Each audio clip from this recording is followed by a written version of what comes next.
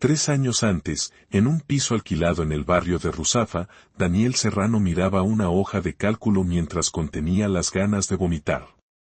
No era por enfermedad, era por miedo. Los números no mentían y tampoco gritaban, simplemente se alineaban como soldados que anunciaban una guerra inevitable. La empresa aún no existía legalmente, pero ya estaba devorando sus ahorros. Junto a él, sentado en el suelo porque no había suficientes sillas, estaba Marcos Vidal, su amigo desde la universidad. Marcos hablaba sin parar, con la energía de alguien que todavía no había sido derrotado por la realidad. Decía que España estaba llena de pequeñas empresas mal gestionadas, que nadie sabía digitalizar procesos, que el futuro estaba en el soporte tecnológico externalizado para pymes. Nada glamuroso, nada heroico. Solo contratos, mantenimiento, horas facturables y márgenes ajustados. Daniel asentía. Él era el que sabía vender. Marcos era el que sabía hacer que las cosas funcionaran. 50% para cada uno. Lo dijeron en voz alta como si pronunciarlo lo volviera real y justo. Esa noche brindaron con cerveza barata. Daniel sintió algo parecido a esperanza, una sensación infantil que no experimentaba desde hacía años. No sabía que esa misma sensación, con el tiempo, se transformaría en algo más parecido a una trampa. El primer año fue una humillación constante. Llamadas que no devolvían, presupuestos rechazados, clientes que pedían descuentos imposibles. Daniel pasaba horas en cafeterías explicando el mismo servicio a personas que fingían escuchar mientras miraban el reloj. Marcos dormía 4 horas por noche, escribía código, configuraba servidores, arreglaba errores que nadie más veía. Cuando entró el primer contrato serio, una cadena de clínicas dentales de la Comunidad Valenciana, ninguno de los dos celebró. Simplemente respiraron. El dinero apenas cubría gastos, pero significaba supervivencia. Daniel se convirtió en la cara visible. Marcos, en la sombra necesaria. No era una decisión explícita, fue ocurriendo. Los clientes llamaban a Daniel, le agradecían a él. En las comidas de negocios, Daniel contaba la historia de la empresa usando el plural, pero las miradas se quedaban en él. Marcos no se quejaba. Anotaba. Siempre anotaba. Registraron la sociedad limitada un martes lluvioso. Firmaron estatutos estándar, confiando en que la amistad era una cláusula suficiente. Daniel no leyó las páginas pequeñas. Marcos sí. El segundo año llegó con crecimiento y con ruido.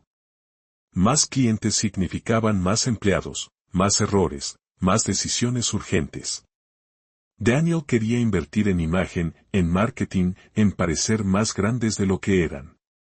Marcos hablaba de reservas de efectivo, de escenarios pesimistas, de impuestos.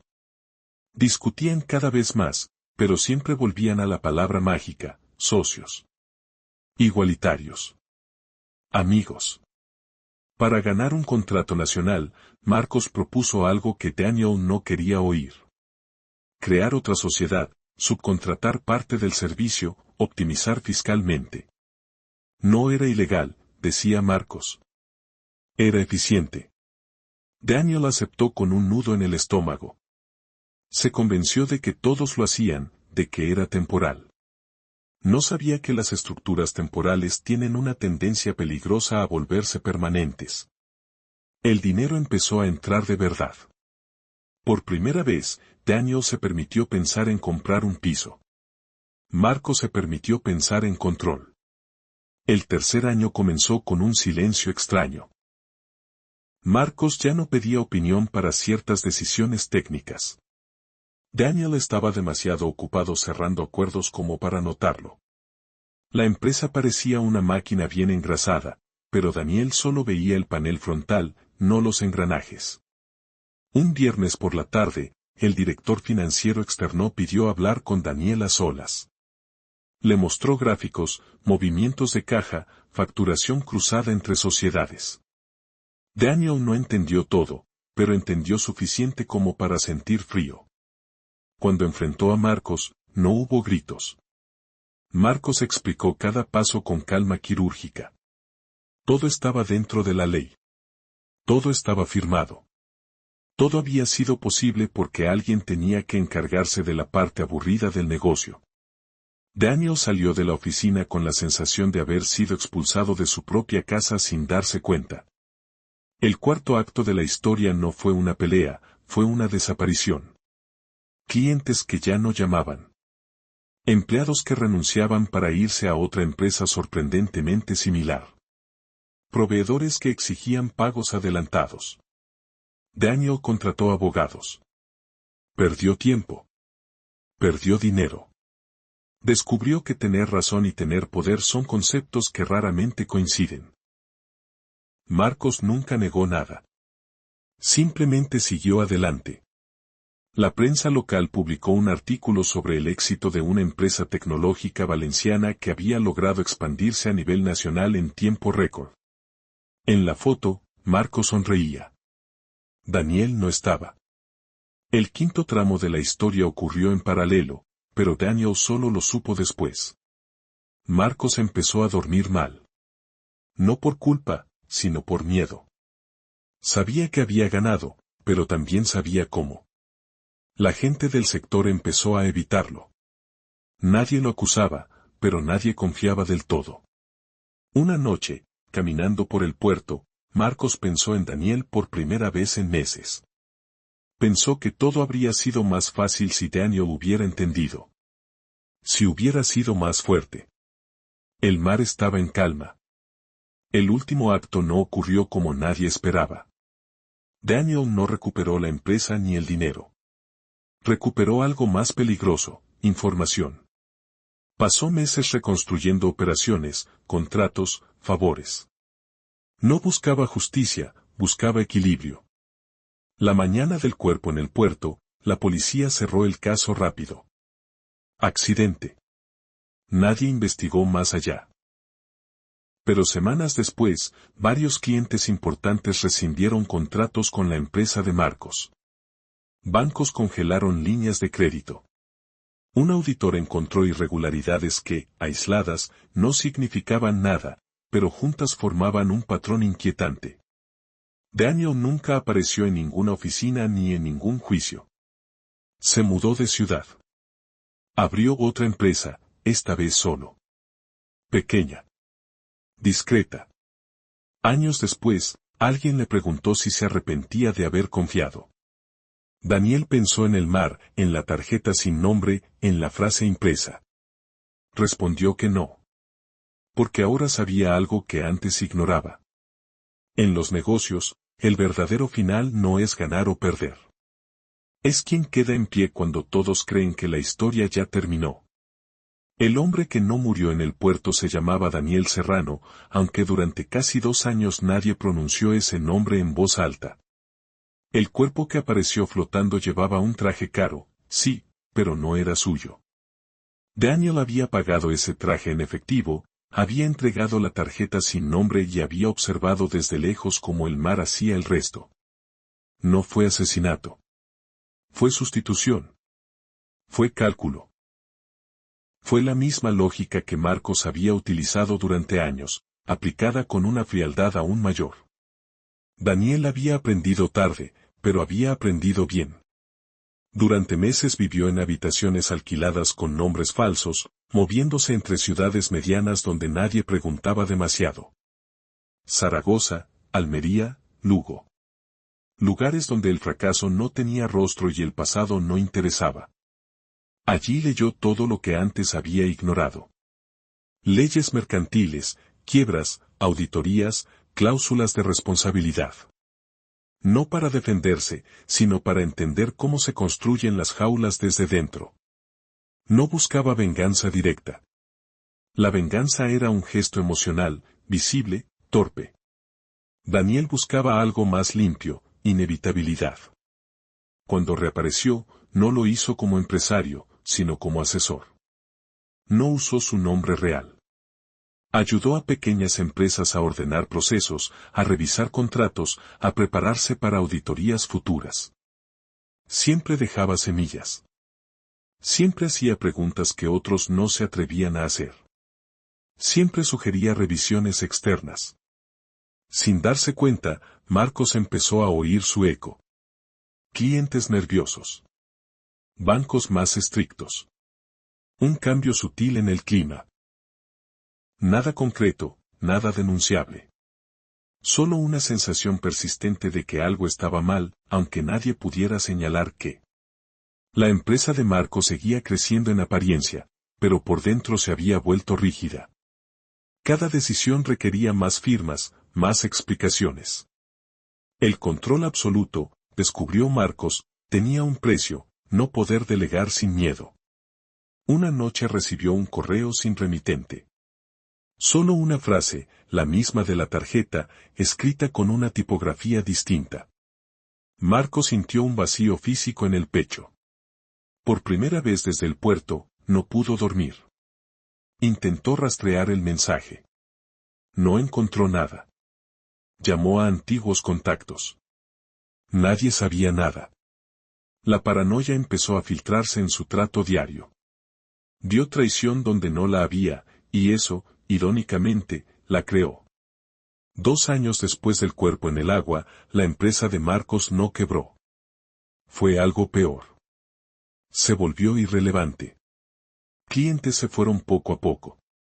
El talento también. No hubo titulares. No hubo escándalo. Solo una lenta evaporación. Daniel, desde otra ciudad, leyó una breve nota económica en un periódico digital. Reconoció el nombre de la empresa. Cerró la pestaña. No sintió alivio ni alegría. Sintió algo más cercano al cansancio.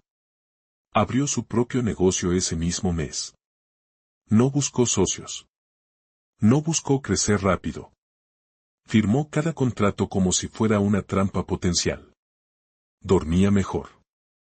A veces, caminando cerca de algún río o del mar, pensaba en Marcos. No como enemigo, sino como advertencia. Comprendió que el verdadero acto de traición no había sido robarle la empresa, sino enseñarle, sin quererlo, cómo funciona el mundo cuando se quitan las palabras bonitas.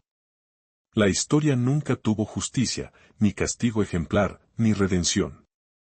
Solo tuvo consecuencias. Y en España, como en cualquier lugar donde los papeles pesan más que las promesas, eso fue lo más realista de todo. Daniel no supo en qué momento exacto dejó de sentirse una víctima. No hubo una revelación clara ni una victoria reconocible. Fue más bien un desgaste inverso. Cada día que pasaba sin pensar en Marcos era una capa menos de dolor. Cada decisión tomada con frialdad era una prueba de que había cambiado de piel. Su nueva empresa no tenía nombre épico. Era funcional, casi aburrido. Prestaba servicios de análisis de riesgos operativos para empresas medianas, exactamente aquellas que creen que ya son demasiado grandes para equivocarse. Daniel no vendía sueños ni crecimiento exponencial. Vendía miedo bien argumentado. Y funcionaba. España estaba llena de empresarios que habían sobrevivido a crisis, pandemias, reformas laborales, pero que seguían creyendo en la lealtad personal más que en los mecanismos de control. Daniel hablaba su idioma. Nunca mencionaba su pasado. Nunca hablaba de traiciones. Solo hacía preguntas incómodas. ¿Quién firma aquí? ¿Quién tiene acceso allá? ¿Qué pasa si este socio desaparece mañana? Mientras tanto, Marcos vivía en una paradoja.